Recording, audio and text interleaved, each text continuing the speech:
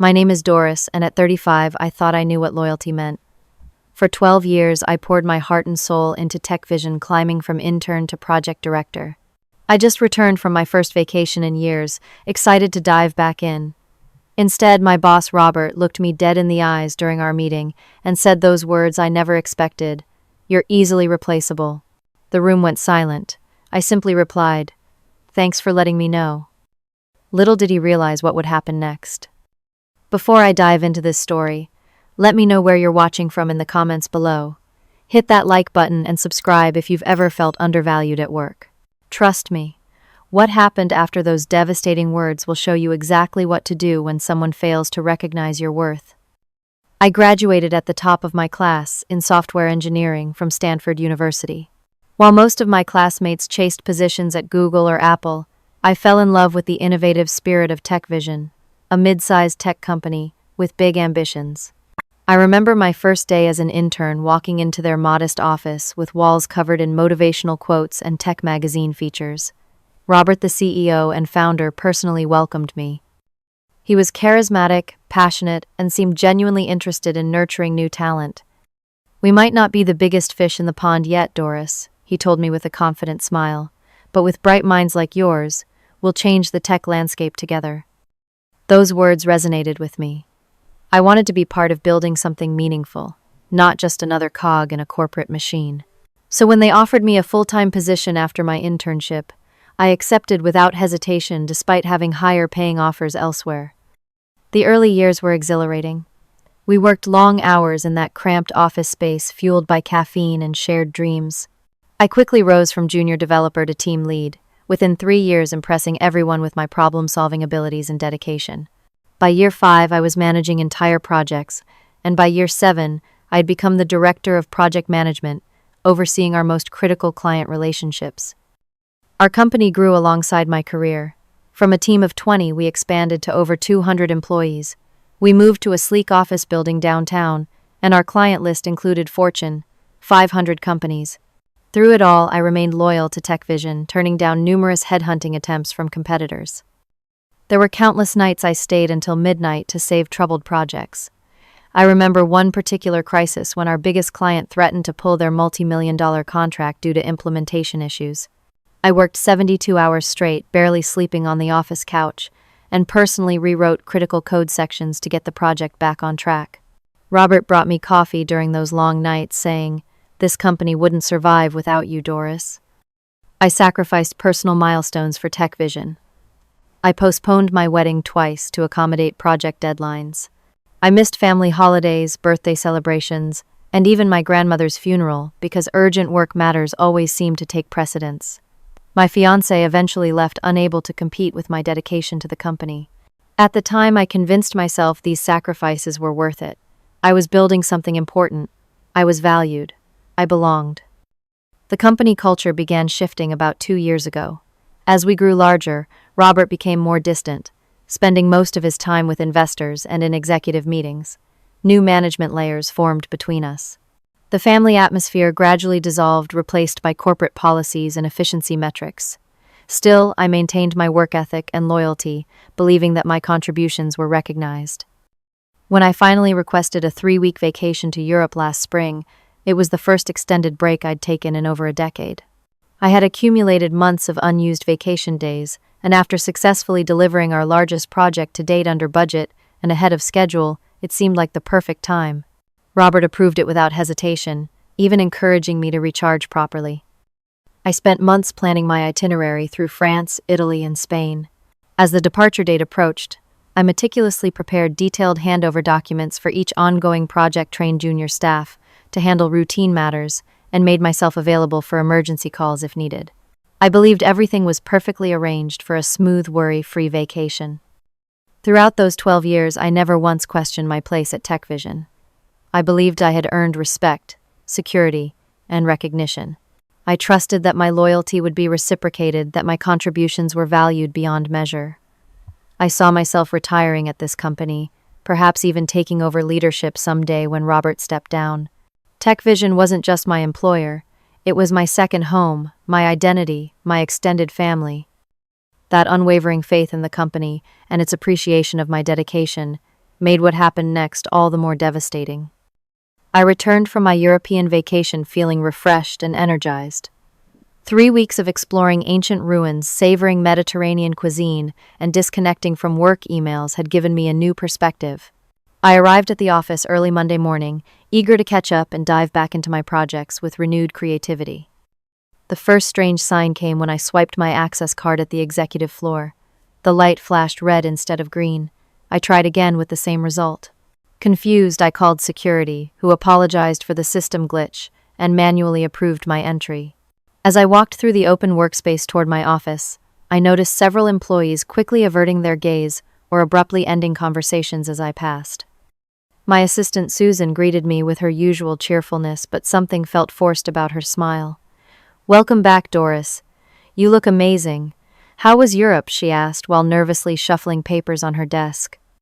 "It was incredible," I replied, setting down my coffee. "Is everything okay here? People are acting strange." "Oh, just the usual craziness," she said, not quite meeting my eyes. "Your calendar is updated, and the team meeting starts in 30 minutes. A lot has happened while you were away." When I entered my office, I immediately noticed subtle changes. My personal awards had been rearranged on the shelf. The drawer configuration in my desk was different. Even my chair seemed adjusted to a different height. Someone had clearly been using my space extensively. Before I could investigate further, Jessica, a senior developer and one of my closest allies in the company, slipped into my office and closed the door. "Thank goodness you're back," she whispered, glancing nervously at the door. "Have you met William yet?" "William? Who's William?" I asked, feeling a knot form in my stomach. Jessica's expression tightened. "Robert hired him 2 weeks ago. Former executive from Neurosphere. Neurosphere was our biggest competitor. He's been shadowing your role, sitting in your office, accessing all your project files. Robert introduced him as Director of Innovation and Strategy, but he's basically doing your job." My heart sank, but I maintained my composure. "I'm sure there's an explanation. Perhaps he's here for a specific project or initiative." Jessica looked unconvinced but nodded. "Maybe. Just watch yourself in the meeting." The monthly strategy meeting usually began with project updates from each department head, followed by discussion of upcoming initiatives. As I entered the conference room, conversations hushed. Robert stood at the head of the table next to an unfamiliar man in an expensive suit who exuded confidence. "Ah, Doris, welcome back," Robert announced with a smile that didn't reach his eyes.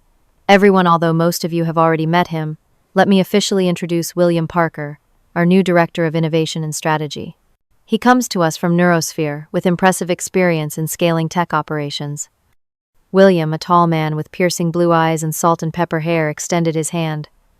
"Pleasure to finally meet you, Doris. I've heard so much about you." His grip was firm, his smile calculating. "I've been reviewing your project structures. Very traditional approach."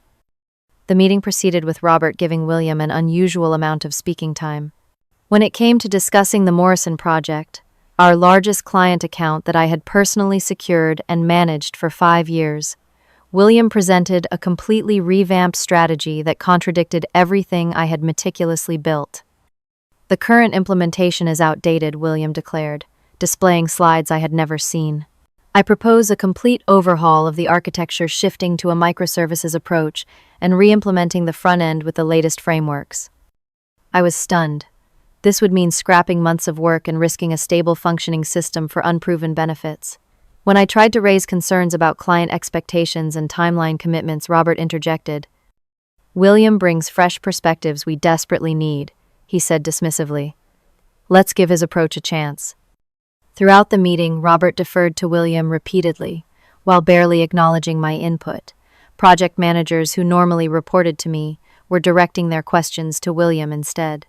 It felt like I had entered an alternate reality, where my 12 years of institutional knowledge and relationships had suddenly become irrelevant. After the meeting, I attempted to speak with Robert privately, only to be told by his assistant that his schedule was completely booked.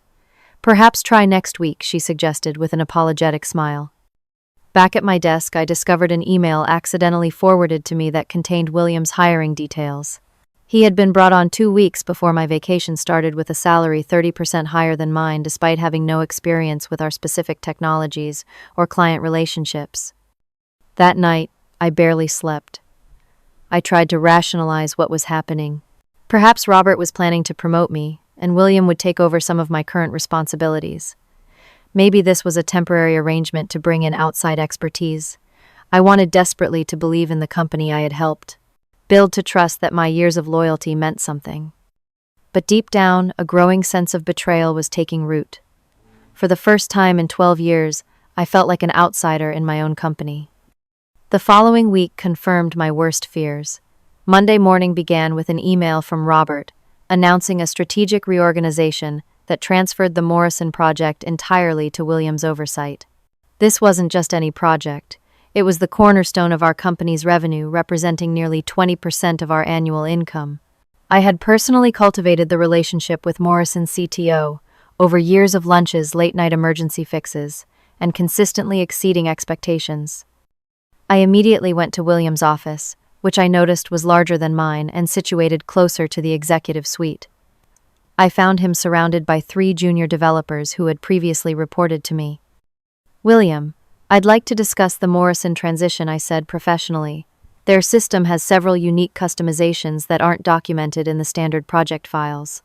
Their CTO Thomas is particularly concerned about uptime during any changes." William barely looked up from his monitor. "I've already spoken with Thomas this morning. He's on board with my vision for a complete platform overhaul." He swiveled his chair to face me. "Doris, I understand you've been here a long time, but technology moves fast. What worked 5 years ago is practically ancient history now. The architecture I designed is modular and has been continuously updated." I countered, maintaining my composure. "More importantly, I've built a relationship with Morrison based on trust and delivering on promises. A complete overhaul carries significant risks." William smirked. "Sometimes the biggest risk is not taking one. Robert hired me to modernize operations, and that's what I'm doing." He turned back to his monitor, effectively dismissing me.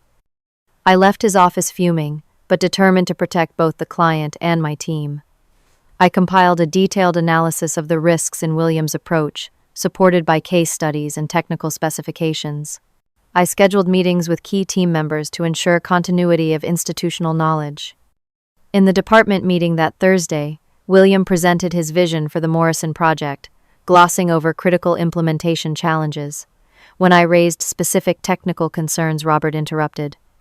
"Doris, we need to embrace innovation, not cling to outdated methodologies," he said sharply. William has Robert's full support, and the board is excited about his fresh approach. The meeting continued with William receiving effusive praise for ideas that were untested and potentially disastrous. Junior staff who had once looked to me for guidance were now eagerly aligning themselves with William, sensing a shift in power dynamics. Even Jessica remained silent, avoiding eye contact with me. Later that afternoon, I received an automated notification that my system access privileges had been downgraded. I could no longer view certain financial reports or high-level strategic documents that had been essential to my role for years. When I inquired with IT, they awkwardly explained it was a directive from above and suggested I speak with human resources. The final blow came when Sarah, my most talented project manager, sheepishly informed me that she had been reassigned to report directly to William. "It's nothing personal," she assured me, though her eyes conveyed pity. Robert said all Morrison-related staff should have a unified reporting structure. By Friday, the pattern was unmistakable. In the span of 1 week, I had been systematically stripped of my most significant responsibilities, isolated from key information flows, and undermined in front of colleagues who once respected my authority. Even the office dynamics had shifted. Conversations in the break room would abruptly change topics when I entered. Lunch invitations dwindled. Colleagues who had celebrated birthdays and project milestones with me for years now kept a professional distance, as if proximity to me might contaminate their own standing. That weekend, I sat alone in my apartment, surrounded by Tech Vision awards and recognition plaques collected over 12 years. I thought about the countless times I had chosen the company over my personal life. The canceled vacations, the ended relationship, the family events missed, the health issues ignored. For the first time, I allowed myself to feel the full weight of betrayal. The company I had helped build from a struggling startup to an industry player had cast me aside without a second thought. Robert, who had once told me I was irreplaceable, had replaced me while I took my first vacation in years. Despite the overwhelming evidence, some stubborn part of me still wanted to believe there was a misunderstanding that my contributions couldn't be so easily forgotten. I decided to make one final attempt to address the situation directly with Robert, to understand what had changed, and whether there was still a place for me at TechVision. Monday morning would be my moment of truth. The quarterly project review meeting was scheduled for Monday morning. This was typically where we presented progress updates to the executive team and addressed any concerns. As the Morrison project was our largest account, it would be the main focus of discussion. Despite my diminished role, I prepared meticulously reviewing every line of code committed in the past 2 weeks and testing the new implementations William had rushed into development.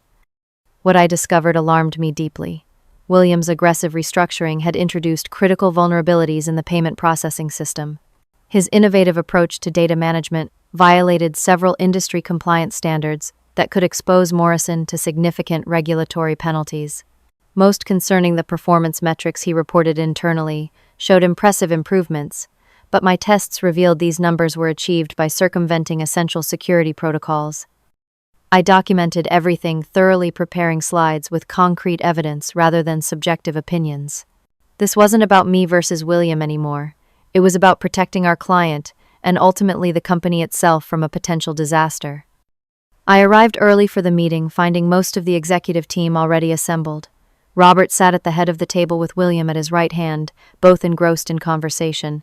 Neither acknowledged my entrance. I took a seat directly across from William, placing my laptop and notes neatly before me. The meeting began with Robert praising William's transformative impact in just a few short weeks. William proceeded to present his progress on the Morrison project, displaying impressive-looking charts, showing accelerated development timelines and enhanced feature sets. The executives nodded approvingly, clearly sold on his vision. "Any questions before we move on?" Robert asked, barely glancing around the room before preparing to change topics. "Actually, I have several concerns about the Morrison implementation that need immediate attention," I said firmly, my voice steady despite my racing heart. Robert's expression hardened. "Doris, we're on a tight schedule today. Perhaps you could email your concerns to William after the meeting." "This can't wait," I insisted, opening my laptop. "I've identified critical security vulnerabilities and compliance violations that put both Morrison and our company at serious risk." The room fell silent. I connected my laptop to the projector and methodically presented my findings, keeping my tone professional and factual. I showed side-by-side comparisons of the system before and after William's changes, highlighted specific code segments that created vulnerabilities, and demonstrated how the performance improvements were illusory.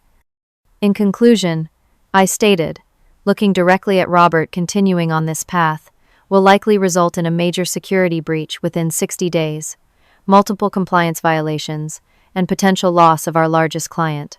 These aren't opinions. They're technical facts that any qualified engineer would confirm. William's face had turned increasingly red throughout my presentation. "This is preposterous," he sputtered. "Doris is clearly resistant to change and trying to undermine my position. These so-called vulnerabilities are theoretical edge cases at best." I calmly pulled up the actual system logs. "These unauthorized access attempts occurred in our test environment just yesterday. They exploit exactly the vulnerability I've highlighted. This isn't theoretical." Several executives exchanged concerned glances. Thomas from legal leaned forward, suddenly interested. "Are you saying we're currently non-compliant with financial data regulations?" Before I could answer, Robert slammed his hand on the table. "Enough.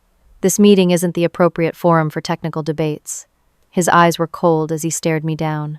"Doris, your behavior today demonstrates exactly why we needed fresh leadership on this project. You're clearly unable to adapt to necessary changes."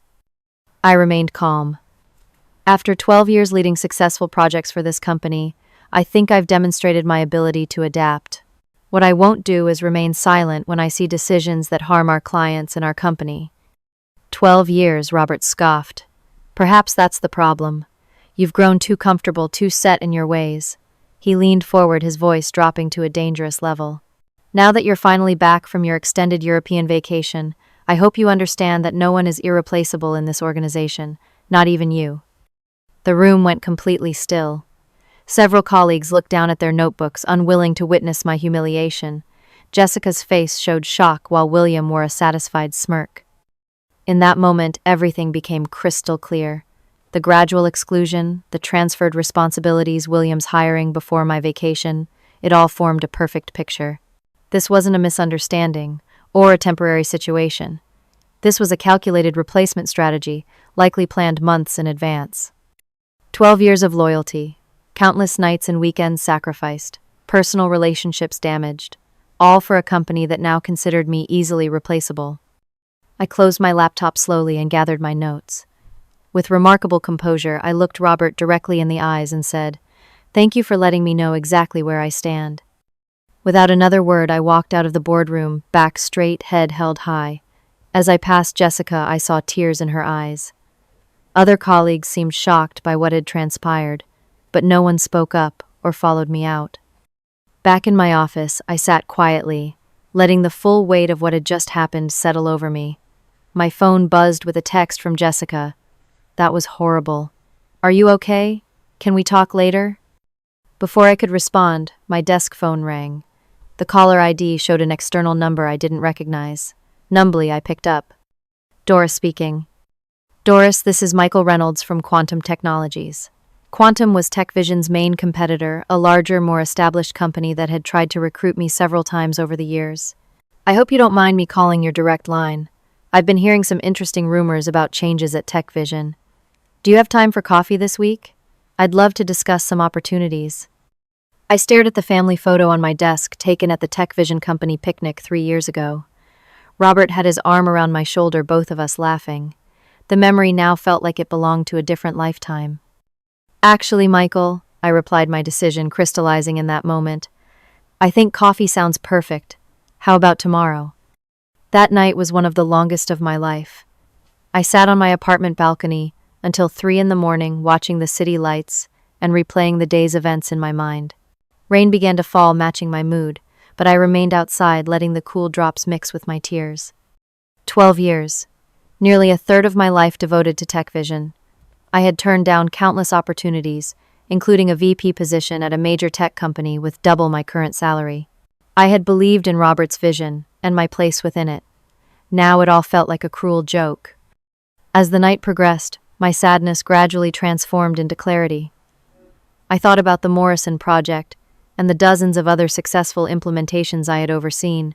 I recalled the client relationships I had nurtured, the team, members I had mentored, the technical innovations I had championed. These accomplishments were real regardless of how Robert now valued them. I pulled out my laptop and began making lists. First, I documented every major project I had led, the problems solved, and the value delivered. Next, I listed my technical skills, leadership capabilities, and industry knowledge. Finally, I created a spreadsheet of contacts I had developed over the years, people who respected my work and had previously expressed interest in collaborating. By sunrise, I had moved from despair to determination. Robert might consider me replaceable, but I knew my true worth. The question was, how to proceed. I called my friend Amanda, a corporate attorney who specialized in employment law. We met for breakfast at a cafe far from the TechVision office. "First things first," Amanda said after hearing my story, "let's review your employment contract and non-compete clauses." We spent an hour analyzing my contract. Fortunately, TechVision had used a fairly standard agreement with limited restrictions.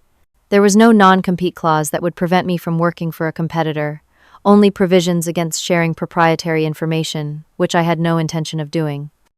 "Legally, you're in the clear to pursue opportunities elsewhere," Amanda confirmed. "The only question is how to navigate your exit strategically." I nodded, sipping my coffee. "I have a meeting with Michael from Quantum Technologies this afternoon." Amanda raised an eyebrow. "Moving fast, I see." "I'm not committed to anything yet," I clarified. "But after yesterday, I need to understand my options." I met Michael at a quiet coffee shop downtown, intentionally choosing a location where TechVision employees were unlikely to spot us. Michael was in his 40s with kind eyes and a reputation for building strong ethical teams. Quantum Technologies was larger than TechVision with better resources and a more established market position, but they had struggled to innovate as quickly as we had. "I've tried to recruit you for years," Michael said after we exchanged pleasantries. "What's changed?" I gave him a measured version of recent events, focusing on the professional aspects rather than the emotional impact. "I'm exploring options where my experience and leadership might be better utilized," I concluded. Michael nodded thoughtfully. "I've always respected your work, Doris. The Morrison implementation in particular was brilliant. We've been trying to build something similar, but haven't matched your elegance of design." He leaned forward. "I'll be direct. We need someone with your talents to lead our Enterprise Solutions division. The role would come with a director title equity in the company and a seat on our technical leadership committee." "And the compensation?" I asked, maintaining a professional demeanor despite my internal excitement. When Michael named a figure nearly double my current salary, plus a significant signing bonus, I kept my expression neutral, even as my heart raced. This wasn't just an escape from TechVision. It was a genuine opportunity to advance my career. "I'd need to see the formal offer before making any decisions," I said carefully. "Of course." Michael smiled. "I can have that to you by tomorrow morning. One more thing, Doris. We're planning a major push to expand our financial services client base, an area where TechVision has traditionally been strong. Your knowledge would be invaluable, though obviously within ethical and legal boundaries." I appreciated his acknowledgement of the professional line I wouldn't cross. "I understand. My expertise comes from years of solving complex problems, not from any specific client implementations." We parted with a handshake, and I spent the evening weighing my options. By the time Michael's offer arrived in my email the next morning, my decision was made. The package was even better than discussed, including relocation assistance and a generous vacation policy that specifically mentioned the importance of work-life balance. I signed the offer letter and emailed it back to Michael within the hour. Then I prepared for the next critical phase, my exit from TechVision. First, I backed up all my personal files, presentations, and work samples that didn't contain proprietary information. I organized detailed transition notes for all my projects, ensuring that my departure wouldn't harm the clients or teams I cared about. I drafted a professional resignation letter, stating simply that I was pursuing another opportunity effective immediately. The following morning, I arrived at the office early before most employees. I went straight to Human Resources and handed Margaret, the HR director, my resignation letter, along with my company laptop access badge and credit card. Margaret's eyes widened as she scanned the letter. "Effective immediately, Doris. This is quite sudden. Standard procedure is 2 weeks' notice."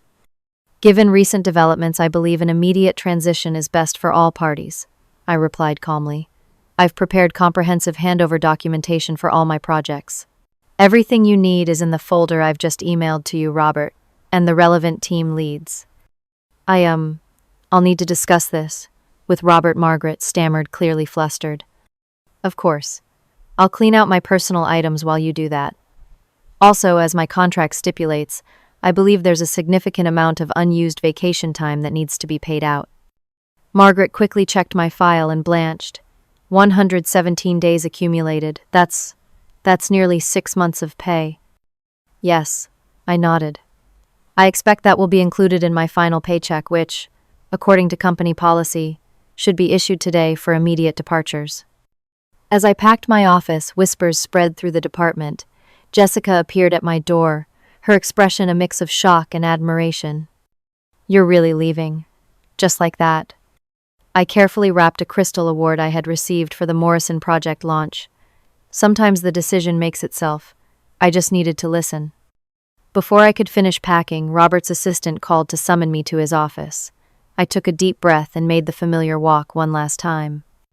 Robert was pacing behind his desk when I entered his office. William sat in one of the visitor chairs looking uncomfortable. "What the hell is this?" Robert demanded, waving my resignation letter.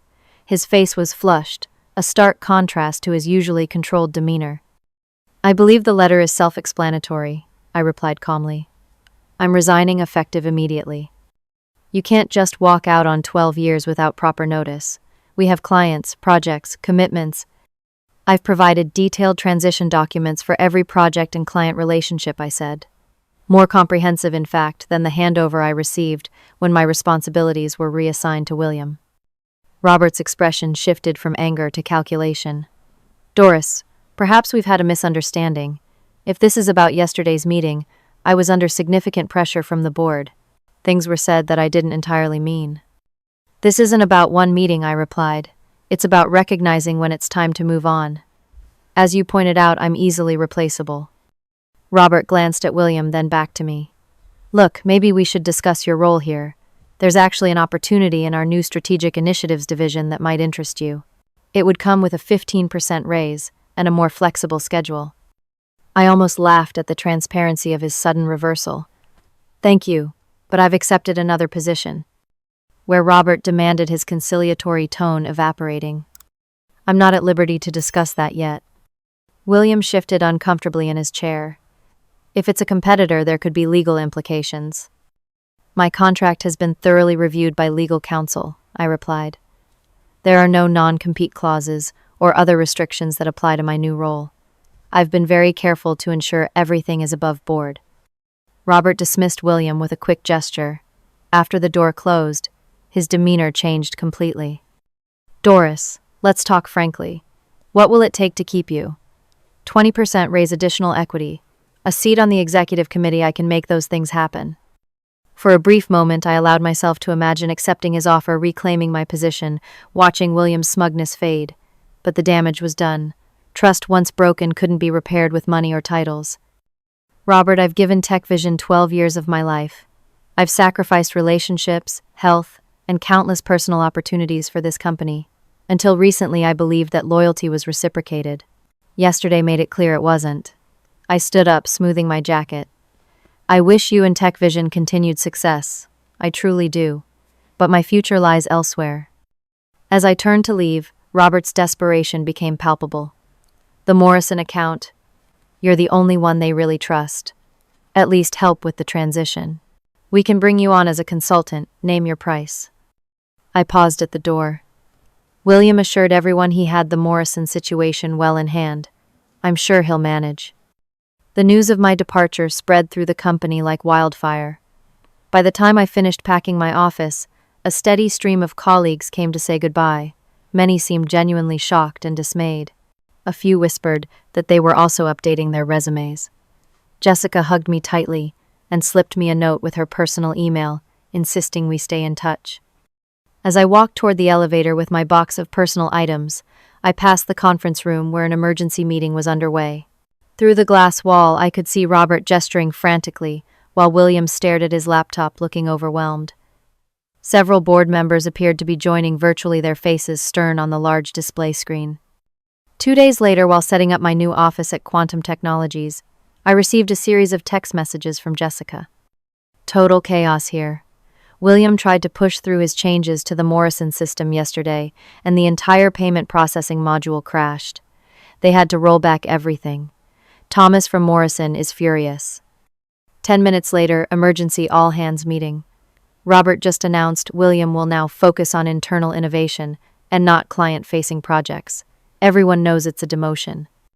Another hour passed. You won't believe this. Thomas from Morrison called asking for your contact info. Said he won't proceed with any changes unless you review them. Robert looked like he was about to explode. The final message came that evening. Just gave notice. 3 others from the team did too. Have time for coffee this weekend. Might need job hunting advice. I started my new role at Quantum with an energy I hadn't felt in years. Michael had assembled a talented team that lacked only leadership and direction, things I could provide in abundance.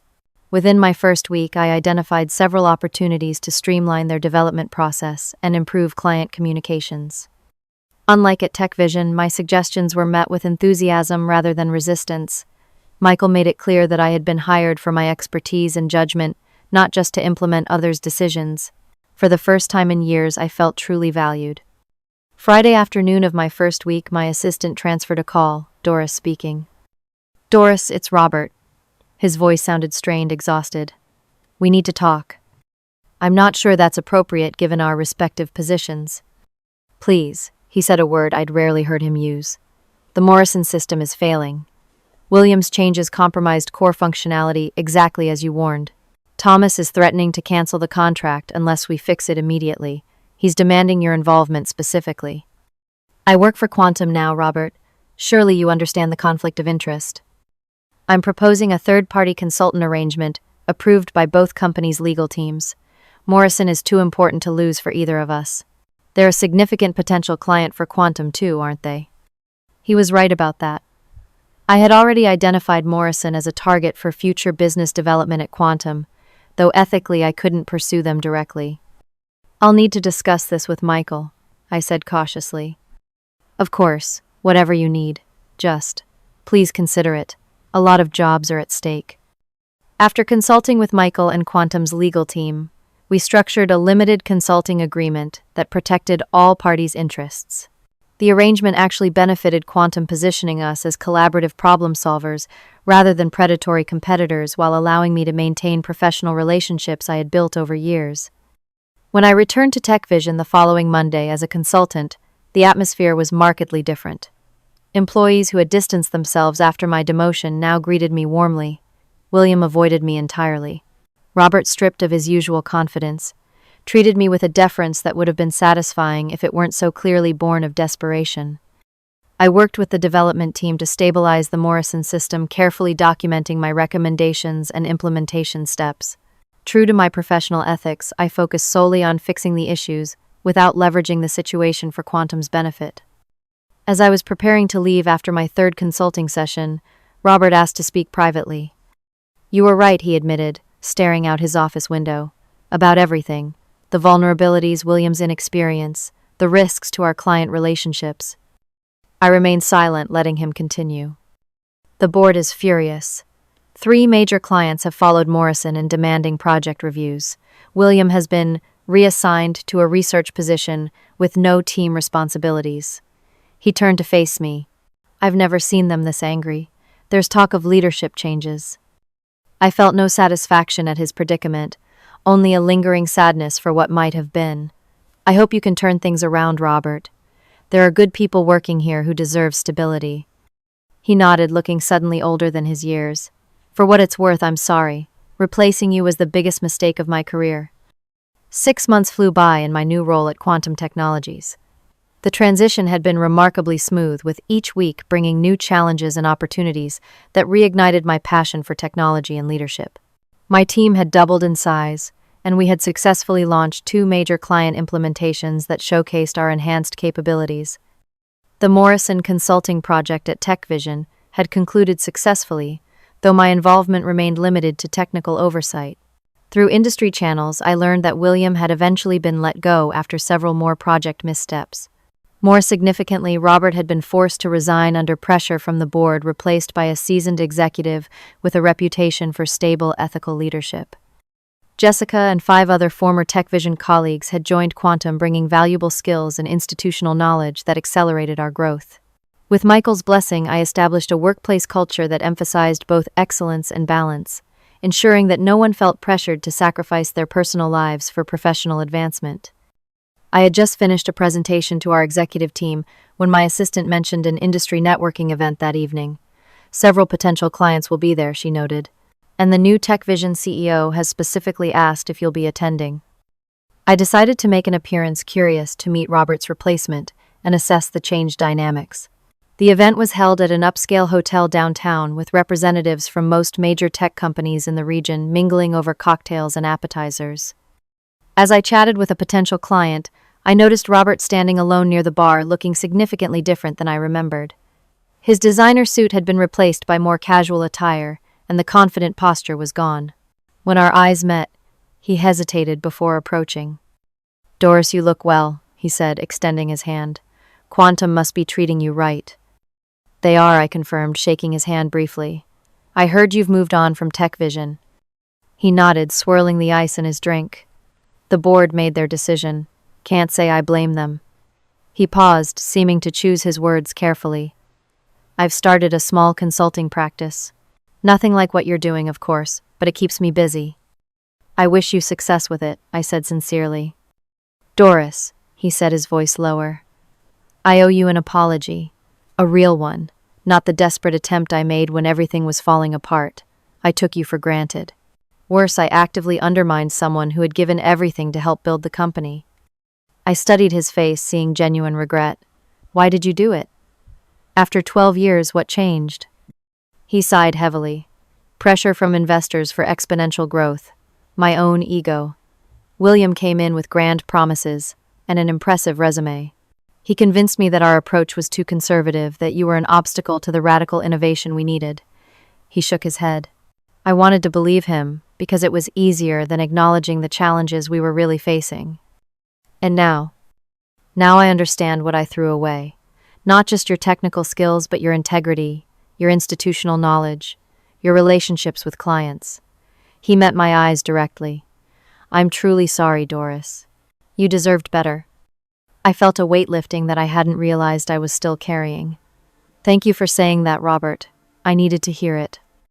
As we parted ways, I reflected on the journey of the past year.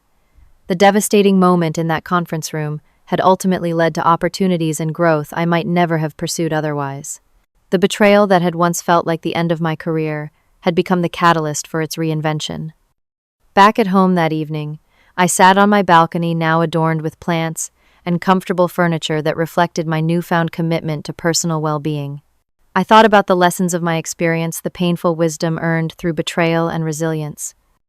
I had learned that loyalty should never be blind or one-sided, that my value wasn't determined by one person's assessment or one company's treatment, that sometimes being considered replaceable is the push needed to discover just how irreplaceable you truly are. The healing hadn't happened overnight. For months after leaving TechVision, I had struggled with doubts and occasional anger. There were nights when I questioned my decisions, moments when professional achievements were tinged with thoughts of, I wish they could see me now. But gradually those feelings faded, replaced by genuine appreciation for my new path. I had built stronger boundaries between my professional and personal lives. I had reconnected with family and friends. I had even started dating again, meeting a kind, supportive partner who valued my time and ambitions equally. At Quantum, I established mentoring programs specifically designed to support women in tech, sharing my experiences to help others navigate career challenges with confidence and self-awareness. When junior employees asked for advice, I emphasized the importance of recognizing their own value, of seeking environments where their contributions would be appreciated rather than exploited. The greatest lesson, perhaps, was learning the difference between dedication and self-sacrifice. True professional fulfillment came not from martyrdom, but from mutual respect, from environments where excellence was rewarded with recognition, rather than increasing demands. Being told I was easily replaceable after 12 years of devotion had broken something inside me. But in that breaking, new strength had formed like gold, filling the cracks of broken pottery, creating something more beautiful and resilient than before. I no longer defined myself by a single company or role. I had discovered that my skills, experience, and integrity created value that transcended any specific workplace. Most importantly, I had learned that sometimes the most loyal thing you can do for yourself is to walk away from those who fail to recognize your worth. Have you ever stayed in a situation where you weren't valued, hoping things would change? What was your breaking point that finally made you leave? Share your story in the comments below. If this resonated with you, please hit the like button and subscribe to hear more stories about finding your true worth. Remember, sometimes being told you're replaceable is the beginning of discovering just how irreplaceable you really are. Thank you for listening, and may you always find yourself in places where your value is recognized and celebrated.